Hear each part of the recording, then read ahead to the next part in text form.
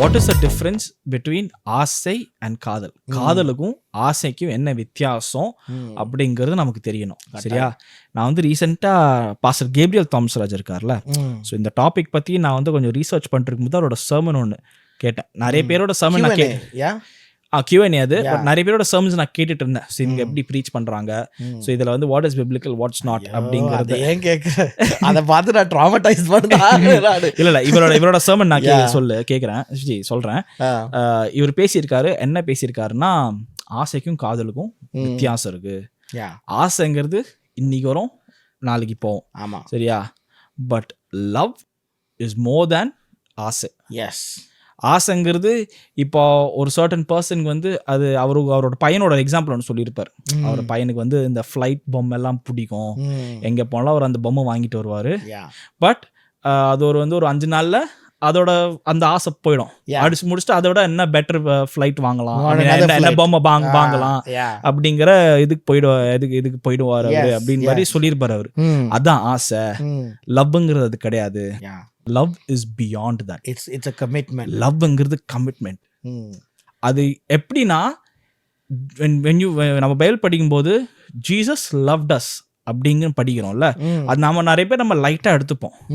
But the way he showed us how he loved us was he committed himself to us. Yes. அவர் வந்து நமக்காக he committed. எப்படி he gave his life for us on the cross.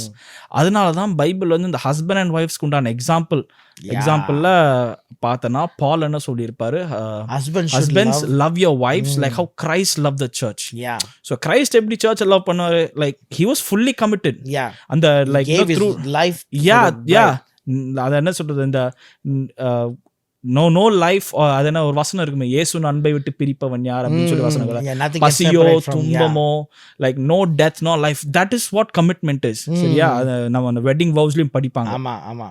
So அவர் அதை சொன்ன உடனே எனக்கு அப்படியே இதான் this is the sermon அப்படின்னு யோசிச்சிருந்தேன். சூப்பரா பேசியிருப்பாரு அந்த சர்மன்ல. அது அவர் யூத் பசங்க தான் பேசியிருந்தாரு நினைக்கிறேன், பட் எக்ஸலண்டா பேசியிருப்பாரு.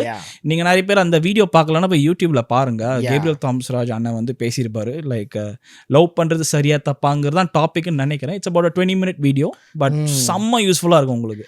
இன்னொரு விஷயம் என்னன்னா, sometimes for an example there are people I have seen, you might have seen too, சில பேர் they will love for like 10 years 8 years they love பண்ணி கஷ்டப்பட்டு எப்படியாவது கன்வின்ஸ் பண்ணி கல்யாணம் பண்ணி இருக்கும்போது 1 yearல திருப்பி பிரிஞ்சிருவாங்க. Because one of the reason they did not know if இது வந்து ஆசையா காதலான்னு தெரியல. all that time it was ஆசை. because they wanted this person so bad. அந்த person கிடைச்ச பிறகு ஓகே ஆசை தீர்ந்துருச்சு, ஆசை முடிஞ்சு.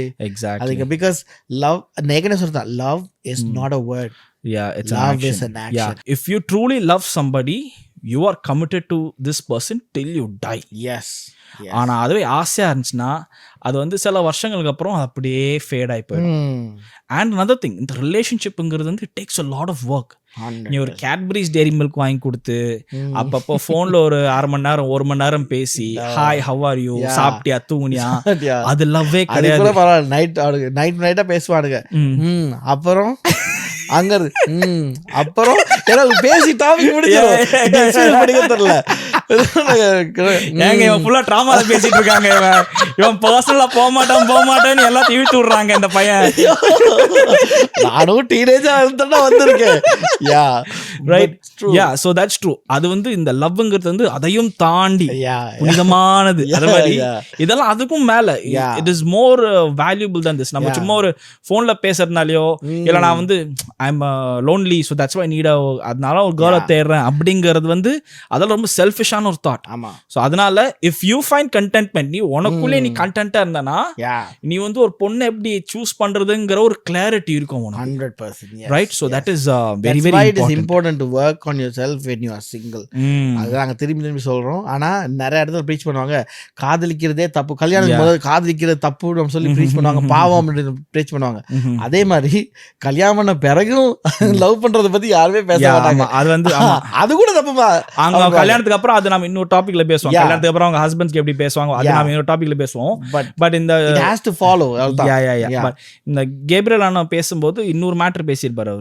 அவர் என்ன பேசியிருப்பாருன்னா, லவ்ங்கிறது நம்ம நிறைய சினிமால பார்த்துருக்கோம். அவங்க என்ன பண்ணுவாங்க, ஹீரோ வந்து துரத்தி லவ் பண்ணுவான், பொண்ணு கிடச்சோன்னு 2 பாட்டு பாடுவாங்க, 2 ஃபைட் நடக்கும், அதோட கல்யாணம் முடிஞ்சிடும், அதோட படம் முடிஞ்சிடும், சரியா?